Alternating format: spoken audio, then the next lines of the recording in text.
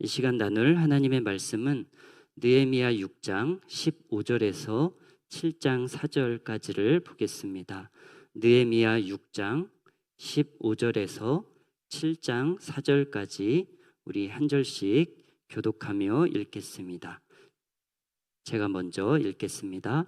성병 역사가 52일 만인 엘룰월 25일에 끝남에 우리의 모든 대적과 주위에 있는 이방 족속들이 이를 듣고 다 두려워하여 크게 낙담하였으니 그들이 우리 하나님께서 이 역사를 이루신 것을 알미니라.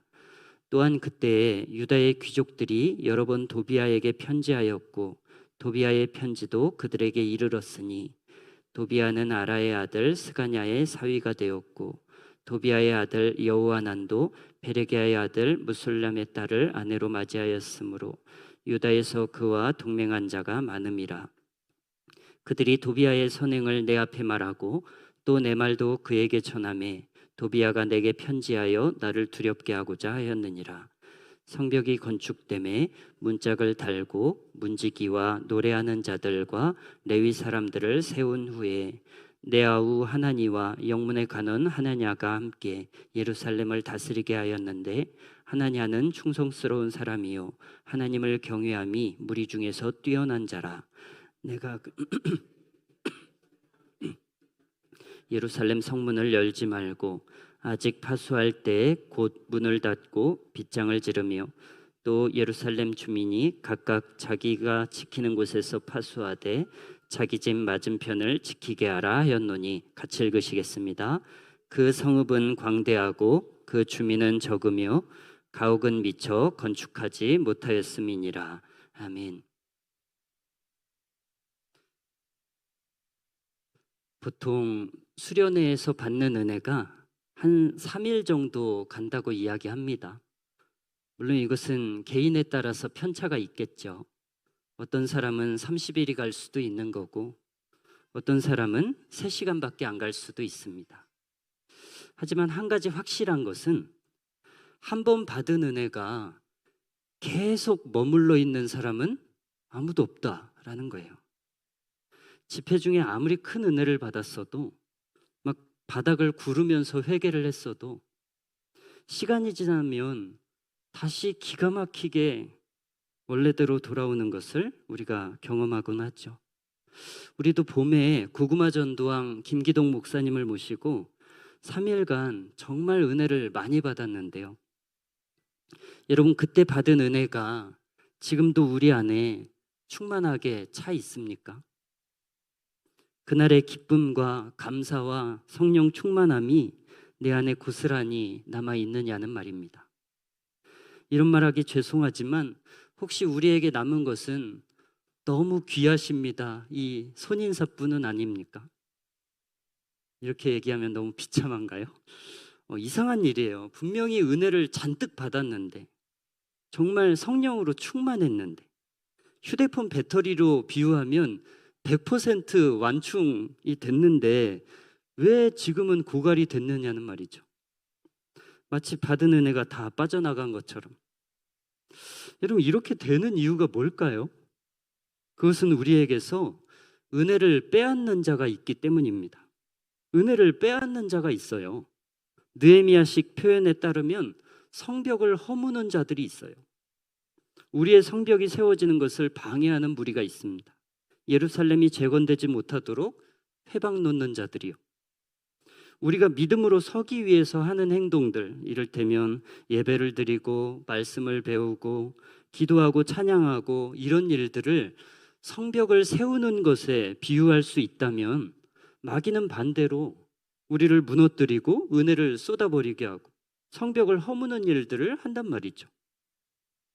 여러분 마귀가 그 일을 쉬지 않습니다. 그는 우리의 신앙을 갉아먹는 일들을 매일같이 시도합니다.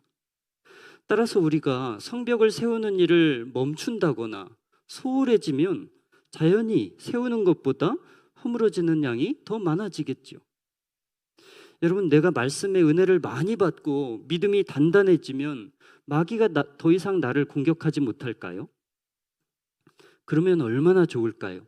하지만 내가 성벽을 쌓으면 쌓을수록 벽을 허물고자 하는 이들의 공격은 더 거세져요.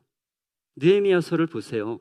적들이 처음에는 예루살렘을 세우려는 자가 왔다라고 할 때 근심하기만 해요. 자기들끼리 모여서 걱정만 합니다. 그런데 성벽 공사가 이제 진행이 되려고 하니까 대적들이 느헤미야 앞으로 찾아와요. 그리고 그의 사역을 비웃고 조롱합니다. 그래도 신경 쓰지 않고 공사를 계속했더니 대적들이 크게 분노했다라고 나옵니다. 크게 분노했다. 그리고 각종 루머를 퍼뜨리고 쳐들어가서 살육하겠다 이런 협박을 해옵니다. 그럼에도 느헤미야가 공사를 멈추지 않고 계속하니까 이제 암살하려고 시도해요.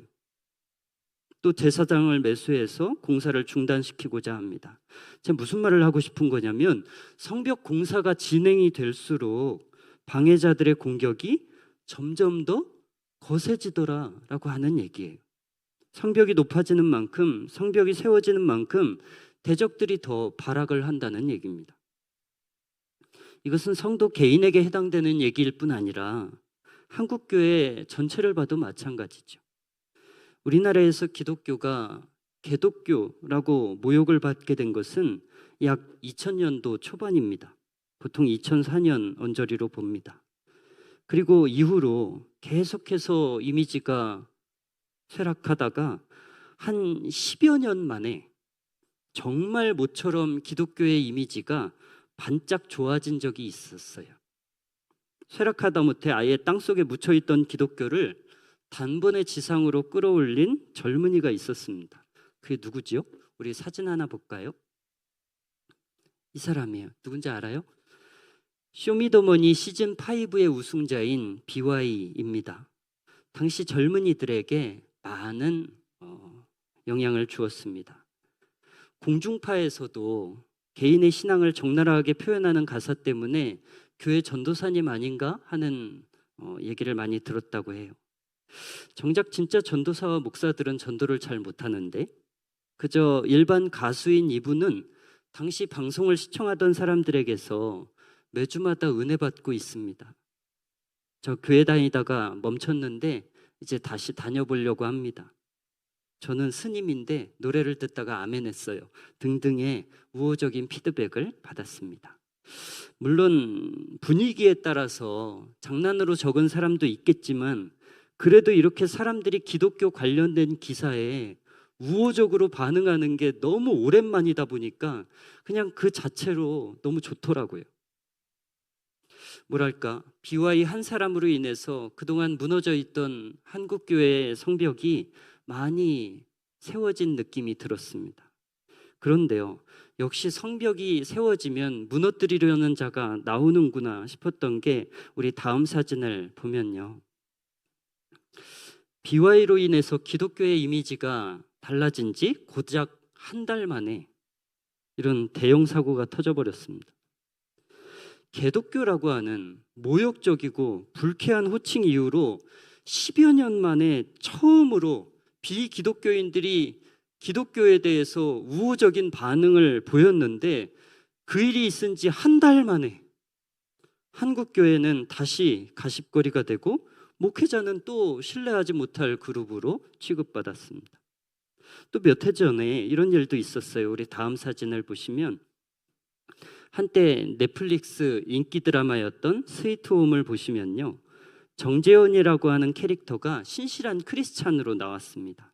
그가 항상 다른 사람을 배려하고 자기를 희생하는 모습으로 나오기 때문에 덕분에 사람들이 기독교에 대해서 한창 호감을 표했거든요. 댓글들을 보면 아멘은 세상에서 가장 강하고 간지나는 단어다. 친구를 위해서 자기의 목숨을 버리는 주님의 친구이자 용사, 뭐 이런 등등의 이런 칭찬 일색이 이어졌었는데요. 너무 안타깝고 황당하게도 이 일이 있은 지 2주 뒤에 우리 다음 사진을 보면 온 국민을 분노하게 한 정의나 미안의 사건이 터졌습니다. 아이를 학대한 양부모는 모두 기독교인이었습니다. 게다가 해당 교회에서 이 부모들의 무죄를 주장하려다가 사람들의 더 문매를 맞았죠. 10여 년 만에 처음으로 기독교의 이미지가 재고되는가 했던 시점에 한 달 만에 폭탄이 떨어지고, 또 오랜만에 반가운 기사가 나왔구나 했는데 2주 만에 폭탄이 터집니다. 성벽이 세워지려고 하면, 주님의 교회가 영광을 얻으려 하면 마귀의 방해도 더 거세지는구나 하는 것을 느낍니다.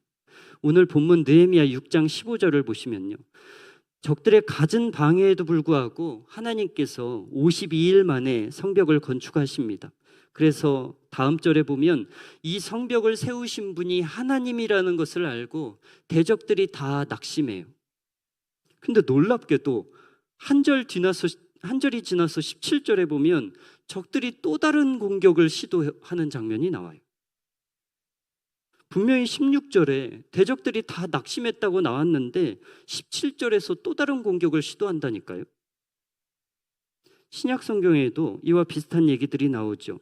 예수님께서 마귀의 시험을 3차례 모두 이기셨잖아요. 근데 마귀가 유혹에 실패하고 도망가면서 이제 예수님 앞에서 아예 자취를 감추는 게 아니라 얼마 동안 떠나니라 이렇게 나와요. 얼마 동안 떠나니라. 그러니까 조금 지나면 다시 온다는 얘기입니다.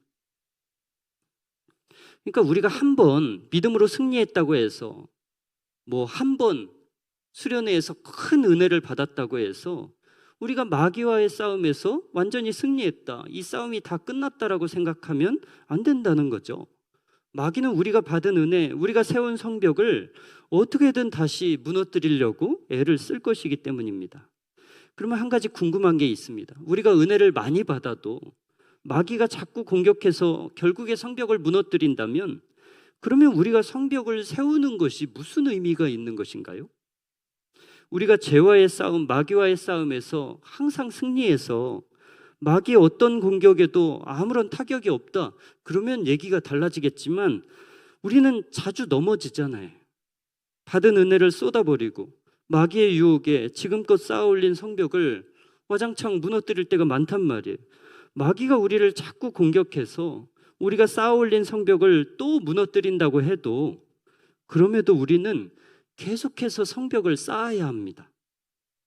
근육이 생기는 과정을 생각해 보면요, 먼저는 무너지는 일들이 먼저 있죠.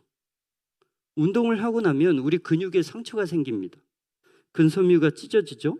하지만 이 갈라진 근섬유가 회복되는 과정에서 전보다 더 크고 단단한 근육으로 변화되는 것 아닙니까? 그러니까 아이고, 운동하면 근육이 찢어진대, 운동하면 안 되겠다, 이건 잘못된 생각이겠죠. 성벽을 쌓아봤자 마귀가 무너뜨린데 성벽을 쌓으면 안 되겠다, 잘못된 생각이겠죠. 구더기 무서워서 장 못 담그면 되겠습니까? 제가 시연이가 어릴 때 같이 레고를 하면서 깨달은 건데요, 장난감으로 성을 쌓잖아요. 이 처음에는 엄청 오래 걸리는데 부순 뒤에 두 번째로 성을 쌓을 때는 시간이 훨씬 단축되더라고요. 처음 쌓을 때는 이 부품이 어디에 들어가는 건지 모르니까 막 쩔쩔매는데 두 번째는 막힘없이 진행이 됩니다. 그러니까 성을 쌓았던 이전의 경험들이 전혀 무의미한 것은 아니라는 거예요. 성벽을 쌓았던 경험이 고스란히 내 실력으로 남는 것입니다. 처음 쌓을 때 1시간 이상 걸렸던 성이 두 번째 쌓을 때는 30분으로 줄어 있어요. 세 번째는 더 줄겠죠? 그러니까 쌓은 성벽이 무너졌다고 해서 이전에 내가 성벽을 쌓느냐고 노력했던 그 노력들이 무의미하지 않은 것은 그 경험들이 다 나의 실력이 되고 근육이 되어 있기 때문일 거예요. 우리는 애써 쌓은 성이 무너지는 이 과정을 신앙생활 하면서 부지 많이 경험하게 됩니다. 중요한 건 낙심하지 않는 거예요.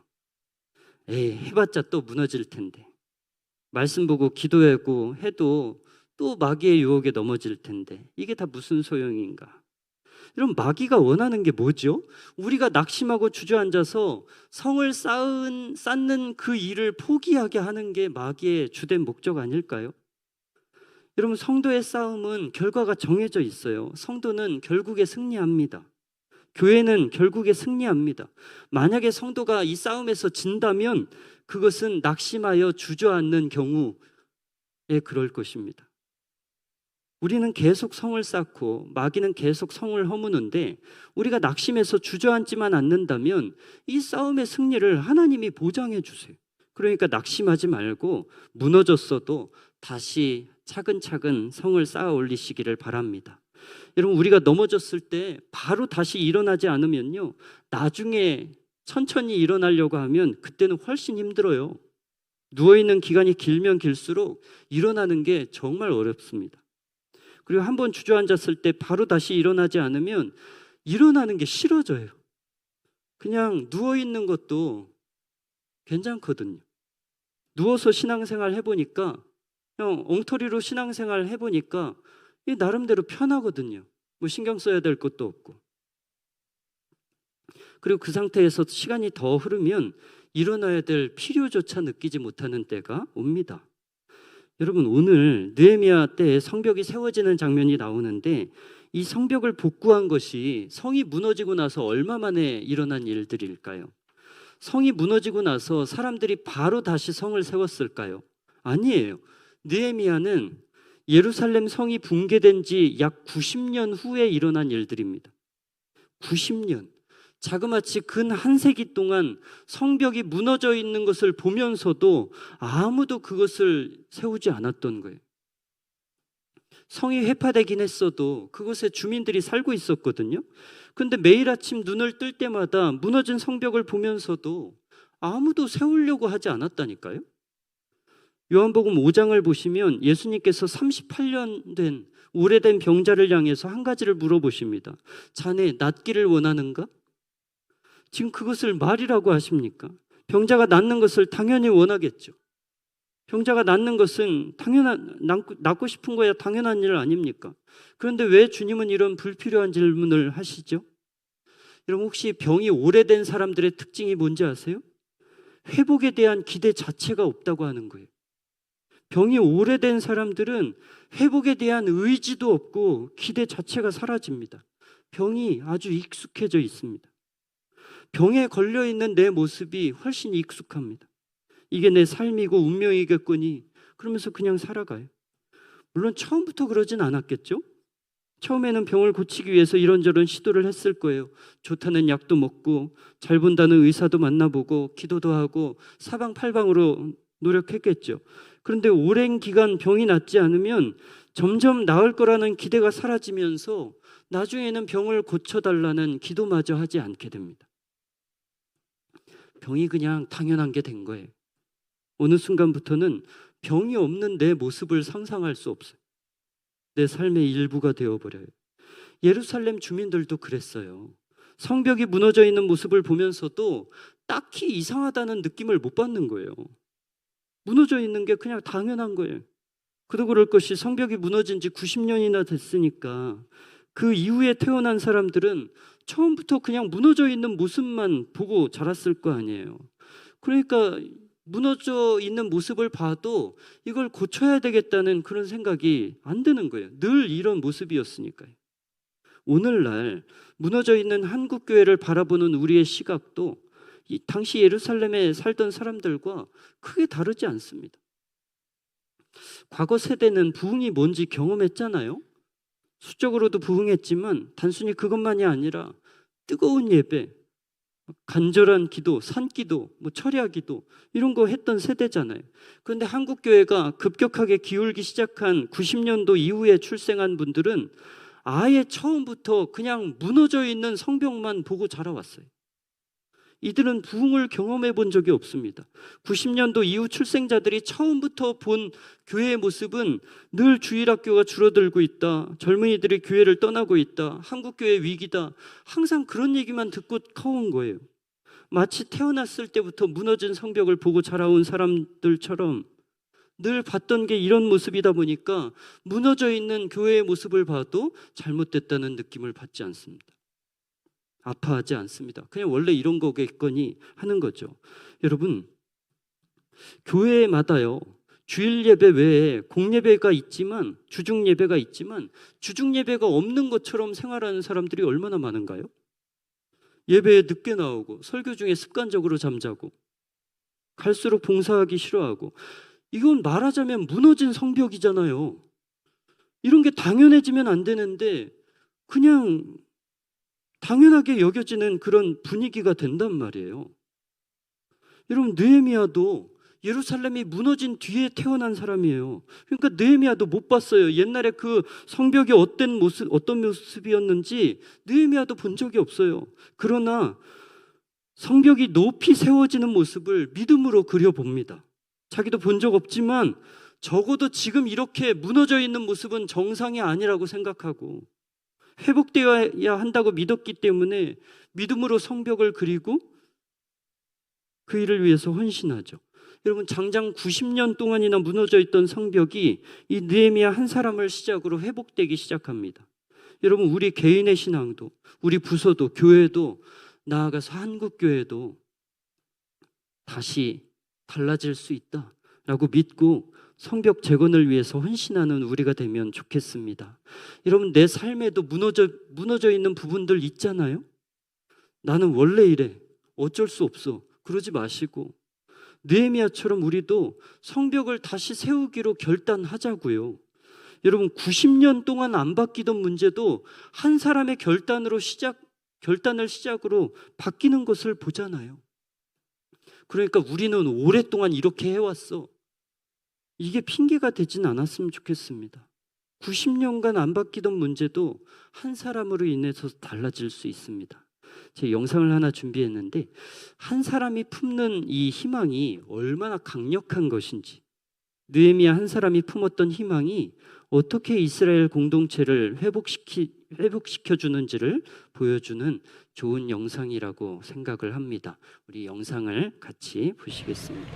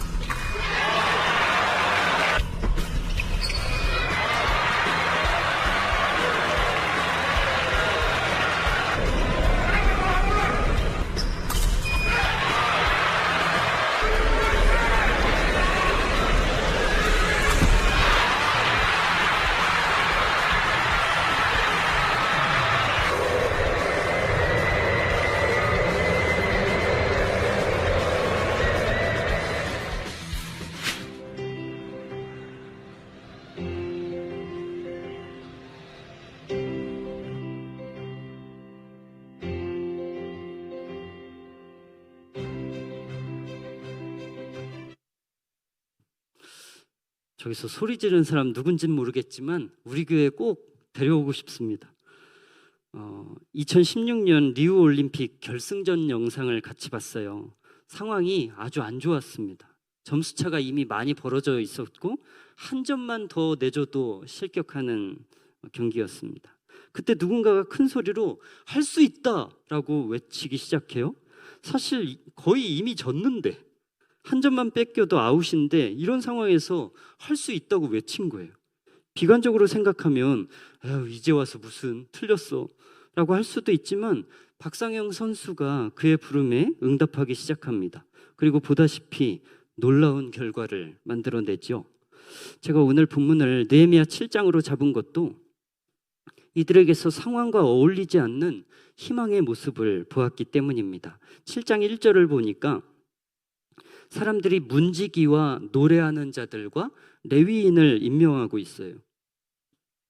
이제 7장을 조금만 더 읽어보시면 아시겠지만 지금은 사실 한가롭게 노래하는 자들, 레위인들 이런 사람 세울 때는 아니거든요. 당장 3절과 4절만 봐도 아직 원수들의 공격이 끝나지 않았기 때문에 주민들이 계속 방어를 해야 됐어요. 게다가 성에 살아있는 사람들보다 지켜야 하는 성의 규모가 훨씬 더 컸기 때문에 한 명당 방비해야 되는 구간이 엄청 넓었습니다. 게다가 그들의 거주지도 제대로 마련되지 않아서 지금 여러모로 어수선한 때였는데 이런 상황에 굳이 노래하는 자들과 레위인을 뽑았어야 했는가 하는 생각이 드는 거죠. 문지기는 필요에 의해서 세울 수 있다 해요. 그런데 가뜩이나 사람도 부족한데 노래하는 자들은 왜 세우느냐는 거예요. 이건 좀 나중에 성이 안정이 되면 그때 해도 되잖아요. 그런데요, 유다가 무너졌던 원인을 알게 되면 이들의 행동이 이해가 돼요. 여러분, 유다가 지킬 사람이 없어서 군사가 부족해서 무너진 것은 아니잖아요. 경제적으로 약해져서 가난해져서 무너진 것도 아니잖아요. 다른 이유가 아니에요. 하나님을 섬기는 부분에서 실패했기 때문에 유다는 넘어졌던 것이죠. 하나님의 백성다운 삶을 잃어버렸기 때문에. 따라서 지금 이들에게 가장 시급한 것은 이 멈춰져 있던 하나님을 찬양하는 일들, 무너져 있던 예배를 회복하는 일들이 필요하다고 느낀 것 같아요. 무너진 예배가 회복되면 다시 이스라엘 공동체가 일어날 수 있을 것이라고 믿었습니다. 여러분, 지금 이 시간도 세상은 여전히 교회를 향해서 산발랏과 도비아처럼 조롱해요. 야, 너네가 뭘 하려는 거냐? 너희들의 성은 이미 불탔는데 불탄 돌을 다시 쌓고자 하느냐? 너희들의 성은 여우가 올라가도 무너질 것이다. 세상은 여전히 공격적인 말로 교회의 일어섬을 방해하고 있습니다. 교회의 부흥이 끝났다고 말합니다. 한국교회 주일학교 청년들이 교회를 빠져나가고 있기 때문에 교회의 미래가 없다고 말합니다. 그러나 이러한 세상의 조롱에도 불구하고 느헤미야는 하나님을 찬양하고 있어요. 일꾼을 세우고 기대하고 있어요. 이 공동체가 다시 살아날 것이라고 믿고 있어요. 이들의 이러한 기대와 노력은 세상을 향해서 던지는 도전의 메시지와 같죠. 한 가지 이야기를 하고 마치려고 합니다. 제가 어느 교회에 예배를 드리러 갔는데 형광등 하나가 계속 깜빡거리는 거예요. 꺼졌다 켜졌다 꺼졌다 켜졌다. 이게 영 신경 쓰여서 불편했는데 몇 번 그러다가 어느 순간에 꺼지더라고요. 아, 이제 수명이 다했구나, 끝났구나 라고 생각을 하는데 조금 있다가 왜 형광등 다시 켜지려고 막 시뻘개지는 거 뭔지 아세요? 막 엄청 시뻘개지는 거? 이게 막 빨갛게 달아오르더라고요. 그러다가 어느 순간 갑자기 불이 확 들어왔는데 그 불이 예배가 끝날 때까지 꺼지지 않았습니다. 그걸 보는데 왠지 그 형광등이 교회같이 느껴졌어요. 다시 빛을 내기 위해서 고군분투하는 오늘날의 교회 말입니다. 비록 힘이 많이 약해져 있고 때로는 정말 다 끝난 것처럼 까맣게 죽어 있기도 했지만 다시 빛을 내기 위해서 어떻게든 일어나려고 막 얼굴이 새빨개지도록 힘을 쓰는 모습이 회복을 꿈꾸는 오늘날의 교회 같더라고요. 교회라면 저렇게 해야 된다는 생각이 들었어요. 비록 정부의 힘이 많이 약해져 있지만 불을 밝히기 위해서 노력해도 그냥 깜빡거리는 수준일지도 모르지만 그럼에도 빛을 내기 위한 노력을 멈춰서는 안 된다는 거예요. 깜빡일 힘이 있으면 정부는 아직 죽지 않은 거죠. 지금 우리 한국교회는 마치 꺼지기 직전의 전구와 같습니다. 언제 꺼져도 이상하지 않을 정도로 약해져 있죠. 그러나 다시 일어서려는 노력을 멈춰서는 안 돼요. 불을 밝히려고 힘을 내다 보면 언젠가 다시 환하게 켜지는 날이 올지도 모르기 때문이에요. 많이 약해져 있지만 교회는 여전히 세상을 밝히는 등과 같습니다. 이제 안 된다, 너는 끝났다고 말해도 교회는 이것을 포기해서는 안 돼요. 다시 성벽을 세워야 돼요. 다시 예배를 회복하고 다시 빛을 내기 위한 싸움을 승리하는 그날까지 이어가야 함을 믿습니다. 예루살렘이 무너진 지 90년, 그동안 아무도 재건하려고 하지 않았기 때문에 하나님도 이 일을 돕지 않았습니다. 그러나 느헤미야 한 사람이 재건에 대한 소망을 품고 이 일에 헌신했을 때 하나님이 도와주시니까요, 52일 만에 성벽이 뚝딱 세워지잖아요. 하나님은 재건의 의지를 가진 느헤미야 같은 사람을 찾는 것입니다. 넘어지고 실패한 한국교회를 다시 일으켜 세우기 위해서 기도하고 도전하는 느헤미야 같은 사람, 그런 사람을 통해서 주께서 오늘날도 위대한 일을 이루실 수 있는 것을 믿습니다. 저와 여러분도 이 일에 헌신할 수 있기를 주님의 이름으로 부탁드립니다. 우리 이 시간에 함께 찬양하고 기도하겠습니다.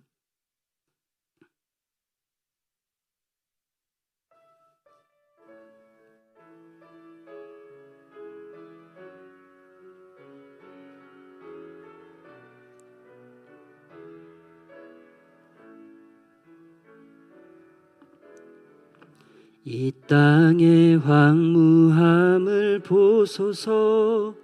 하늘의 하나님, 긍휼을 베푸시는 주여, 우리의 죄악 용서하소서.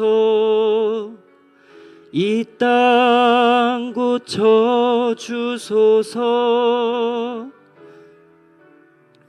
이제 우리 모두 하나 되어 이 땅에 무너진 기초를 다시 쌓을 때 우리의 우상들을 태우시 성령의 불 임하소서. 붕의 불길 타오르게 하소서. 진리의 말씀 이 땅 새롭게 하소서. 은혜의 강물 흐르게 하소서. 성령의 바람 이제 불어와 오 주의 영광 가득한 새날 주소서. 오 주님 나라 이 땅에 임하소서.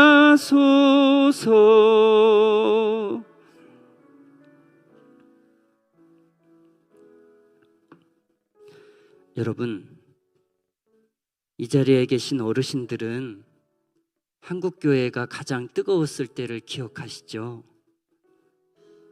요즘 젊은이들은 그 뜨거웠던 때에 대한 기억이 없어요.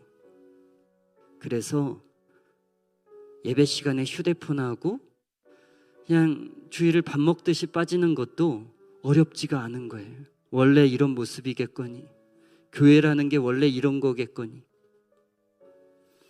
그러나 잘못된 것이잖아요. 무너진 것이고 우리가 다시 세워야 할 성벽이잖아요. 90년 동안 아무도 세우려는 노력을 하지 않았을 때 하나님도 침묵하십니다. 그런데 이것을 세우겠다고 결단하는 사람이 있을 때 얼마나 반가웠는지 하나님이 냉큼 도와주세요. 하나님은 찾는 거예요. 성벽을 세우기 원하는 그 사람을. 우리 이 시간에 기도하실 때 내 삶 가운데 흐트러지고 무너진 나 개인의 성벽도 세워야 하지만 우리는 교회의 성벽을 세워야 하는 사명이 있습니다.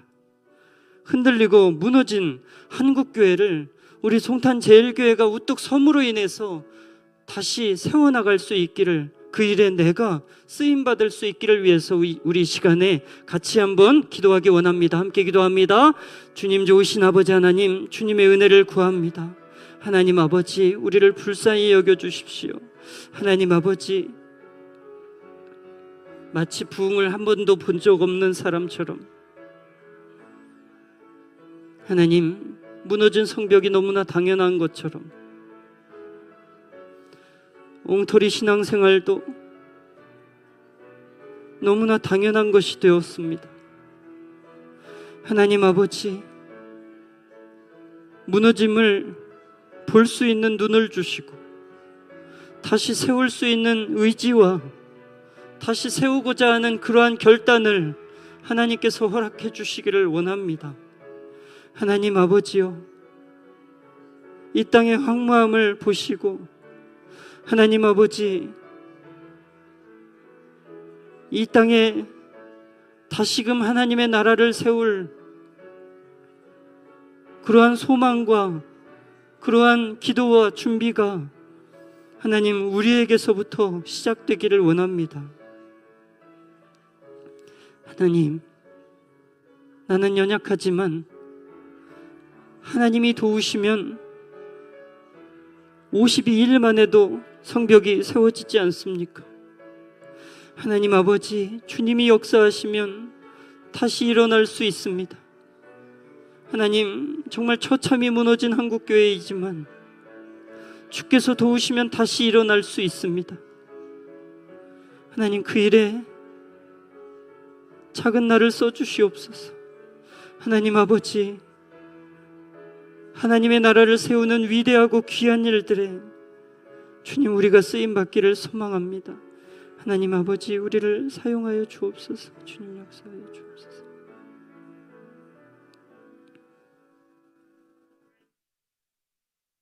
하나님 아버지,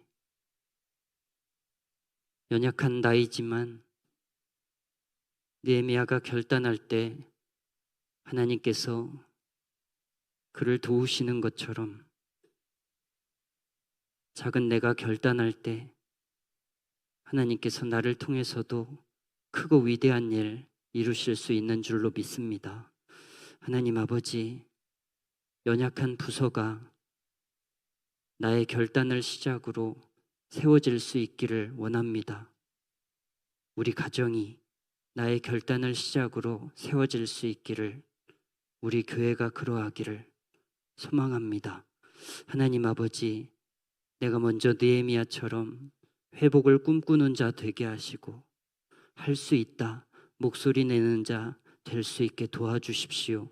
하나님 아버지, 부흥을 사모하게 하시고 하나님, 하나님의 나라가 온전히 그리고 굳건하게 서는 것을 믿음으로 바라보고 그릴 수 있는 우리가 되게 하여 주옵소서. 감사하며 예수님의 이름으로 기도드리옵나이다. 아멘. 하늘에 계신 우리 아버지여, 이름이 거룩히 여김을 받으시오며 나라에 임하옵시며 뜻이 하늘에서 이룬 것 같이 땅에서도 이루어지이다. 오늘날 우리에게 일용할 양식을 주옵시고 우리가 우리에게 죄 지은 자를 사하여 준 것 같이 우리의 죄를 사하여 주옵시고 우리를 시험에 들게 하지 마옵시고 다만 악에서 대개 나라와 권세와 영광이 아버지께 영원히 쌓옵나이다.